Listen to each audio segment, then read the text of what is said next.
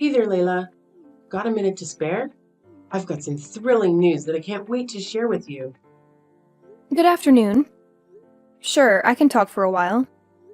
What's going on? Well, first things first. How's Stephen been? My son's been treating you well, I trust? He's a little silly sometimes, but he's got a heart of gold, you know. And of course, I hope you're doing well yourself. You're a very smart, strong young lady, and I would hate to see anything happen to you. No worries on that front. Stephen and I are just as we've always been. Nothing too dramatic to report. We're just living our lives to the fullest. That's music to my ears. In these times, it seems like everyone has a heart-wrenching tale to share when you catch up with them. But enough of that. Let's get to the exciting part. Ready for a surprise? What is it? Should I be guessing, or is this just a figure of speech? Sarah's tying the knot. You and Stephen are about to gain a new brother-in-law. But wait, there's more. She's expecting a baby. I'm going to be a grandma, and you're about to become an aunt. Isn't it just incredible? Sometimes I have to pinch myself just to make sure it's not all a dream. Wow, that is quite the news! I hope the wedding isn't too rushed for her sake. An unexpected baby is quite the life changer. Hopefully they can get married soon enough so they don't have to worry about any societal stigma. Yes, it's somewhat of a whirlwind wedding, as we used to say in my day. But what truly matters is this joyous new chapter unfolding for our family. Whirlwind wedding? Is that something I should be worried about? It sounds rather ominous. Oh no, it's just an old saying. It slipped my mind that you grew up overseas. Let me explain. Back in the day, if a man got a young woman pregnant, her father would show up with a shotgun and ensure they got married right away. Oh, wow. Well, as long as you're excited about this, and so is the groom-to-be. Anyway, that really is fantastic news, and I'm genuinely happy for you and Sarah. Can you believe it? The girl's already 4 months along. They took their time deciding what steps to take next. We need to find her a dress that'll accommodate her growing belly soon, because it certainly isn't getting any smaller. Oh dear! Well, I'm sure there are dressmakers who specialize in such situations. You must be over the moon about the upcoming wedding. Absolutely. There's nothing quite like seeing your daughter walk down the aisle as a bride. And I hope someday that you'll get to experience this joy too, dear Layla. Speaking of weddings, we expect you and Stephen at the ceremony. Of course, wouldn't miss it. It's such an overwhelming feeling of joy that brings tears to my eyes. It reminds me of when I first held Stephen in my arms. I can only imagine how that feels. Could you do me a favor and pass on this news to Stephen? Once we sort out all the details, I will forward them to you. You know how he struggles with texting, and I don't want to disturb him at work or during his time with you. He'll be thrilled to hear he's going to be an uncle. Good morning, Layla. How are you today? I'm still over the moon about the news. But let me get to the point. What did you tell Stephen about the wedding? He called me last night, and I was expecting him to be ecstatic, just like us. He was furious. I've never heard him talk to me like that. He wasn't just angry. He was confused and outraged even. He asked if we were joking with him. What's going on? Good morning, Tiffany. That's very odd. I didn't notice anything wrong with him. Actually, now that I think about it, I heard some yelling last night when I was in the bath, but I thought it was just the TV. Or maybe Stephen getting excited over a game, as he usually does. But that must have been when he called you. He didn't say anything to me about it. This is news to me. That doesn't make sense. I'm his mother, and I know when something's bothering him. All I did was share the news about the wedding with you. So something must have gone wrong somewhere. Are you sure you didn't say anything weird to him? Even by mistake? Well, I told him about the wedding and how happy you were to become a grandma, and that we were invited to join with them. That's all. And why would he snap at me like that? Just a guess. But maybe this is still a touchy subject for Steven. Touchy subject? What do you mean? All I did was tell him that Sarah's pregnant. You should be happy for her. What's so upsetting about that? Tiffany, I was hoping we could avoid this conversation, but it seems inevitable now. You haven't forgotten about the accident 2 years ago, have you? The one where we lost our baby? How could I ever forget such a horrible thing? But it's in the past now, and you both need to move on from it, especially if that's what caused Steven's reaction. You make it sound so easy when it was a very traumatic experience for both of us. Traumatic? Isn't that a bit strong? Not when I have to relive that nightmare almost every day. Remember, I was as far along in my pregnancy as Sarah is now when you hit me with your car. It's not easy for us to just forget something like that, even though we've tried therapy and support groups. While I've always been better at hiding my feelings than Steven, I don't blame him for having a hard time with this news. And for the last time, it was an accident. The car's brakes failed. It wasn't my fault. Look, whether or not it was your fault isn't the point here. It's not like you meant to hurt me or our baby. And what do you want from me? It wasn't easy for me either.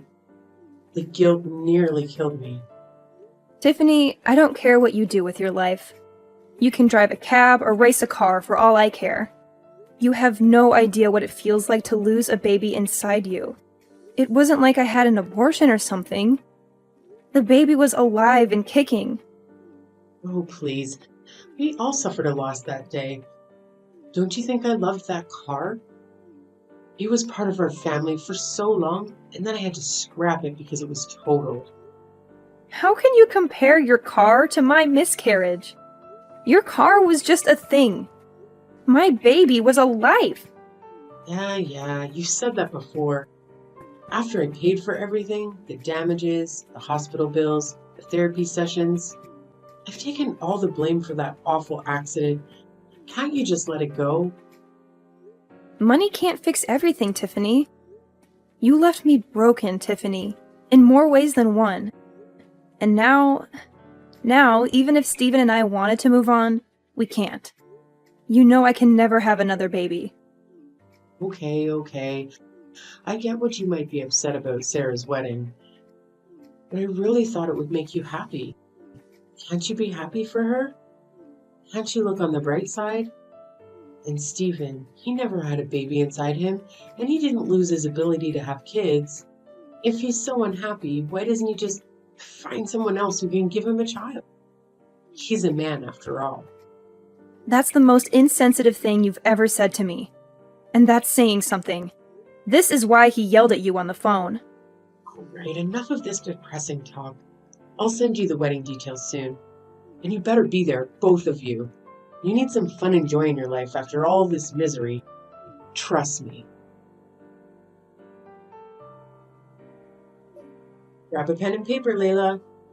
I have some exciting news for you. Sarah and Joshua have finally set a date for their wedding. Hello, Tiffany. I hope you're doing well. Did you find a nice venue for the ceremony? Yes, thanks to you, my dear. Remember the hotel downtown where you had your reception? The one with all the Art Deco paintings and sculptures from the 1920s? Well, they had an opening, and it's very affordable.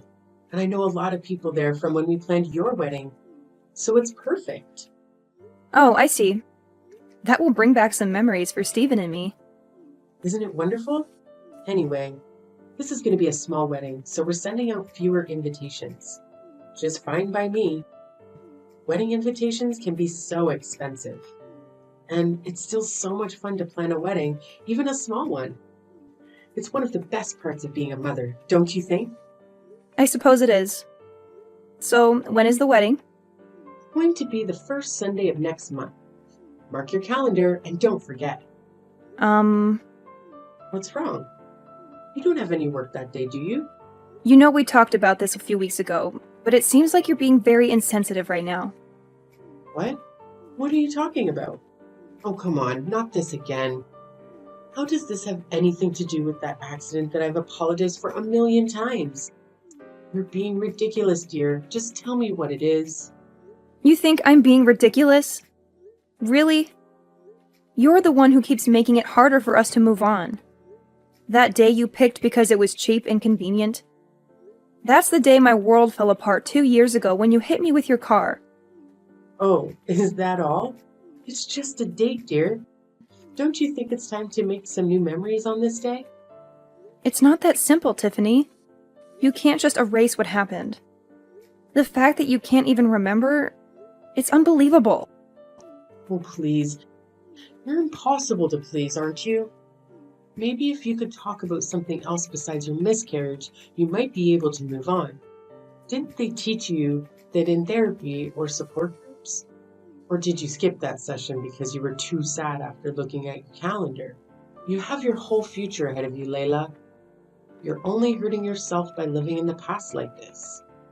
Better be careful where I seat you at the wedding, or else your gloomy mood might ruin everyone's happiness. Living in the past? If our baby had survived, they would still be a toddler today. How can you expect me to forget that? I'm starting to wonder if that accident damaged your brain too. I had a great aunt who had a lobotomy, and she was just as stuck in the past as you are now. Move on for your own sake. Every word you say hurts me more than the last. Great, now I'm responsible for your misery too? That's really unfair of you. You're the one who's at fault here. Moving on means finding peace.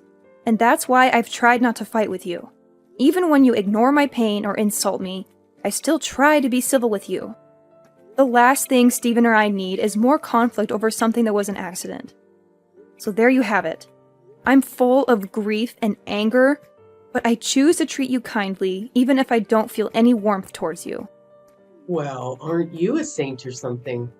Probably wanted me to praise you, but all I feel is a headache coming on. Anyway, let's drop this depressing talk or your sadness will rub off on me. I want both of you at the wedding, no matter how you feel about the date. And do me a favor, don't wear a black dress. It's a wedding, not a funeral. Howdy, Layla. I'm not catching you at a bad time, am I? Hi, Tiffany. And no, it's a perfectly fine time to talk as any. What a pleasant surprise. I was worried you might be tied up with work or something. Not exactly. I mean, I'm working from home, but it's not super high priority at stuff at the moment. Oh, good. I'm glad you're free. That's one less thing I have to worry about. Is everything okay? Well, Sarah and Joshua just moved into a house. Perfect to raise the baby in. And of course, it wasn't cheap. That's why I'd really like for them to have a nice wedding gift that's going to help them along the way, you know? Sure, I can understand that. Anyways, what I wanted to ask is if you still had that money set aside from the settlement for you know what. What? Well, I was thinking of putting it to good use, so we have the funds to get them something really nice and memorable. You know? You didn't spend it all, did you? I haven't spent a single dollar of it. Don't worry. I've been saving it for a very special purpose I like to call revenge. Revenge? You better not mean against me, my dear. Is there something else I should be setting my sights on? If so, I'm not seeing them. Do you even know what the word accident means anymore? Or have you completely brainwashed yourself? Besides, no matter how badly you want to hurt me, it's most certainly not going to bring your child back. All you're going to do is reopen those old wounds of yours with that kind of thinking. You say that despite doing everything you can to stop me from being able to heal properly. That's why I need to get back at you. Not to make myself feel good, but to allow Steven and I as people and as a couple to move on with our lives. As a couple, please don't tell me you've roped my little Steven into all this too. My daughter-in-law betraying me is one thing, but to think that you've turned my son against me? I didn't turn him against you. You turned yourself against him with your horrible mindset, words, and actions. I'm the wounded one, But you've hurt him badly, too. That man has been grieving with the worst kind of pain and loss imaginable. And you act like he should just grow some thicker skin about it. I don't want to hear how you feel as a mother when you took away my chance to be a mother of my own and his chance to be a father. So, I've paid the settlement. I paid your bills. I've begged time and time again for your forgiveness. How is this not over yet? I've been able to move on from things just fine somehow, while you two seem to relish being emotional black holes. You haven't moved on because you never cared to begin with. You were more upset about your car than you were about the baby, after all. I want you to look deep inside yourself at whatever shriveled up excuse of a heart you have inside your chest, if any, and really think for a second.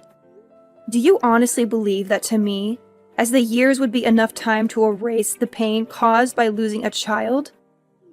Whatever happened to the old saying, time heals all wounds? I figured you would pull out something weak like that. You've already made up your mind, haven't you? As long as you've paid us off, your hands were free of any blood. That's what you think, isn't it? Well, newsflash, Lady Macbeth. You might as well have just wiped your hands with a fat stack of cash and tried to hand it off to us. So no, I don't want to wipe my tears with your blood money. And I didn't even want to use it at all, unless it was to get revenge on you. Why do you insist on going on and on about revenge? Enough posturing. If you want to run me over yourself to set things straight, then just do it already. Don't worry. I've got bigger plans than just making you live through my pain. Besides, I don't want to pay your hospital bills. And I need you to be able to walk away in shame when this is all over. All right, then spill it. What's your big plan, mastermind? No can do. I've been planning this for quite some time, and I need you to be surprised when it happens. For now, feel free to go about your life knowing that soon everything I want will come to pass. Good evening, Tiffany. What a lovely wedding, don't you think? Sarah looked stunning, and you looked so proud and happy. I could see your smile from across the room. Layla, thank you for coming to the wedding with Stephen. I have to admit, I wasn't sure if you'd show up. I wouldn't miss it for the world.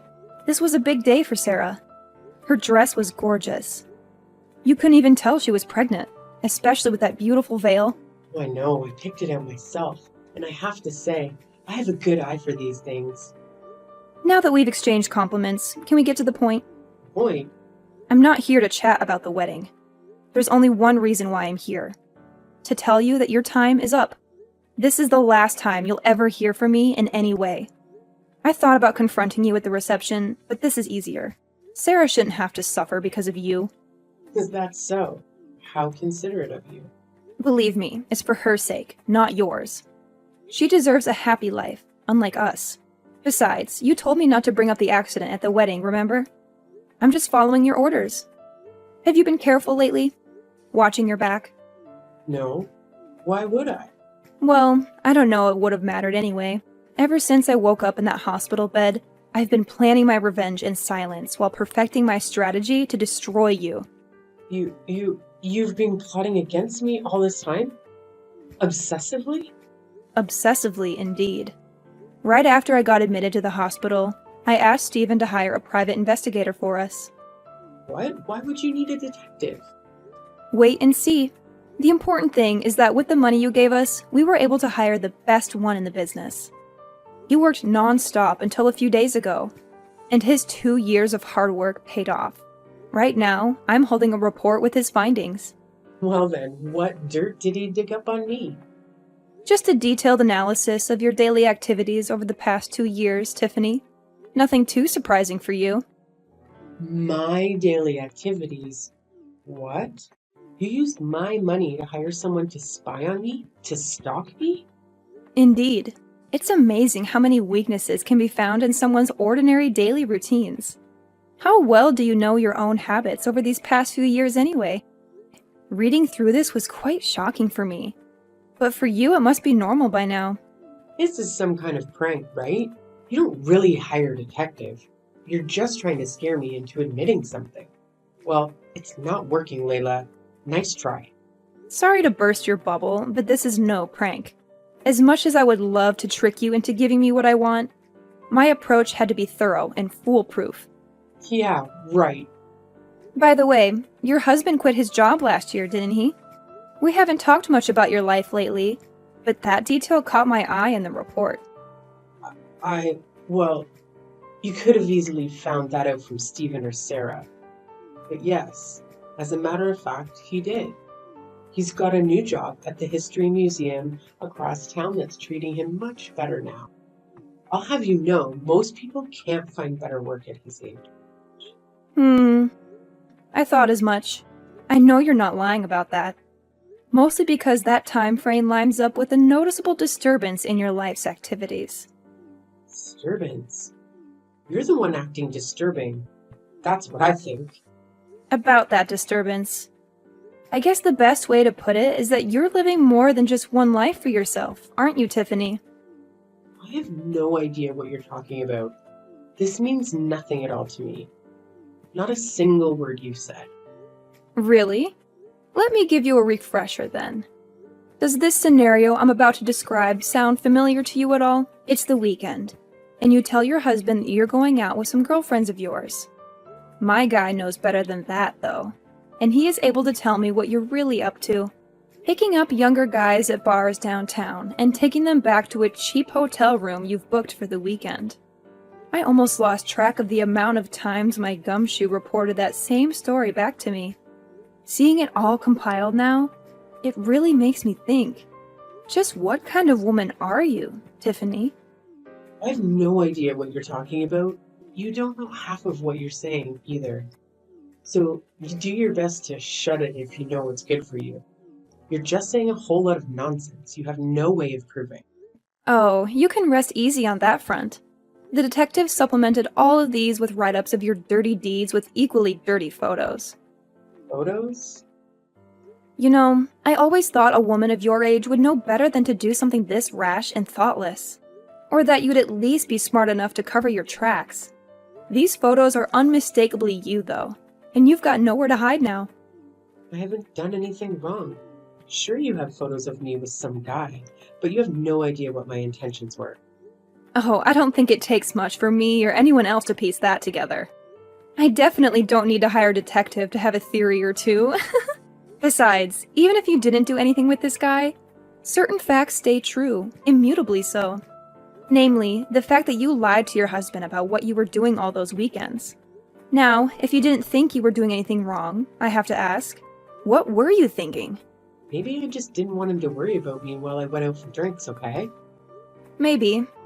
Maybe you didn't want him to know that you were fooling around with other guys, and much, much more.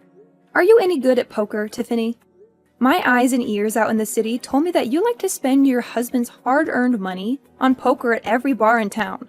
It would probably be pretty bad for your image if your husband, Sarah, or any of the lovely people at this wedding found out you had this side to you, huh? Shut up. So what? You've got photos, huh? You'll never catch me in the act. So your findings are as good as trash. True. You're a slippery one, I admit. A lesser detective wouldn't have even caught a whiff of this. You gave me enough money to destroy you, though. The truth is, whether or not I catch you red-handed, once the information gets out there, you're going to be in the hot seat regardless. The dirt I have on you doesn't just muddy your reputation, it completely spoils it. I'm warning you. If you don't stop this, I'll block your number. I mean, go for it, I guess. That's not really going to stop me from sending all this to your husband, though. You wouldn't dare. He doesn't need to know a damn thing about any of this. This is just between you and me, isn't it? Like you said, no one else needs to get hurt. Really? I was sort of thinking he had a right to know that his wife is not only unfaithful to him, but routinely lies to him about that and her habit of throwing his money away. Telling him just seems like the responsible thing to do from my perspective. When I said I didn't want to hurt Sarah, it was because I wanted this day to be special for her. If he found out, there's no way he'd do anything short of divorcing me, though. That's a good point. You and I both know there's nothing he hates more than a liar and a backstabber. Just imagine how he'll feel when he finds out how long this has been going on. I know you're a gambling woman, but I wouldn't bet on the odds of him staying with you if I were you. How would I be able to live without him? That's impossible. You can't do this to me. Yeah, without your husband's money, you're flat out broke, aren't you? I would offer to give you the money you used to settle with us back, but wouldn't you know it? I spent it all on that detective. Please, I'm begging you, whatever you do, don't tell my husband.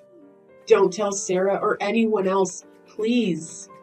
Your demands are getting less and less practical by the second, Tiffany. How am I supposed to just keep your secrets for you, Stephen and I already know, so what's the harm in letting your daughter in on the fun too? They're all going to figure it out sooner or later. You're wrong. They don't have to know a thing. Not as long as you can stop it, right? Wrong. I don't care about protecting you. Not after what you've done. You haven't protected us after all. Rather, you've tried to throw us into the deep end and watch us flounder time and time again. This is revenge, plain and simple. Not for the accident, but for how horribly you've mistreated us these past few years.